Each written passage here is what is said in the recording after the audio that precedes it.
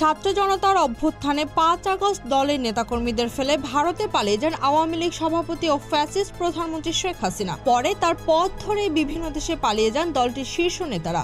দেশে পড়ে রয়েছেন সাধারণ নেতাকর্মীরা। তারা বিভিন্ন মামলার আসামি হয়ে জেল খাটছেন, নয়তো এখানে ওখানে পালিয়ে বেড়াচ্ছেন। কিন্তু হাসিনা বা পলাতক শীর্ষ নেতারা বিভিন্ন দেশে বেশ আমেজ ফুর্তিতেই আছেন, যোগ দিচ্ছেন ক্লাব পার্টিতে কিংবা বিয়ে সহ বিভিন্ন সামাজিক অনুষ্ঠানে। সম্প্রতি লন্ডনে এমনই একটি বিয়ের অনুষ্ঠানে দেখা গেছে বেশ কয়েকজন সাবেক এমপি মন্ত্রীকে। তারা যুক্তরাজ্য আওয়ামী লীগ সাধারণ সম্পাদক সৈয়দ সাজিদুর রহমানের ছেলের বিয়ের অনুষ্ঠানে যোগ দিয়েছেন।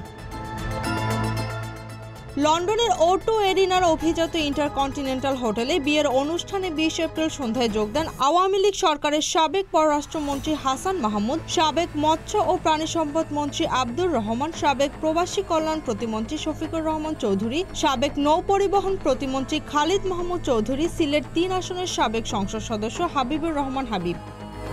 জানা যায়, বিয়ের অনুষ্ঠানে যোগ দেওয়া মন্ত্রী এমপিরা বেশ হাসি খুশি ছিলেন। তারা বিয়েতে আসা নেতাকর্মীদের সঙ্গে কথা বলেন, অনেকের সঙ্গে ছবিও তোলেন। এর আগে পালিয়ে যাওয়া এসব এমপি মন্ত্রীদের কারো কারো রাজনৈতিক কর্মসূচিতে অংশ নেওয়ার ও হোটেল রেস্তোরাঁয় আড্ডার ছবি সামাজিক যোগাযোগ মাধ্যমে ছড়িয়ে পড়েছিল। এমন কর্মকাণ্ডে যুক্তরাজ্য যুবলীগের এক নেতা বলেন, দেশে আওয়ামী লীগ ও বিভিন্ন অঙ্গ সংগঠনের লাখ লাখ নেতাকর্মীদের বিপদের মুখে ফেলে পালিয়ে এসে তারা কিভাবে এসব অনুষ্ঠানে অংশগ্রহণ করেন তা ভাবতেও লজ্জা লাগে। Z news, Dhaka.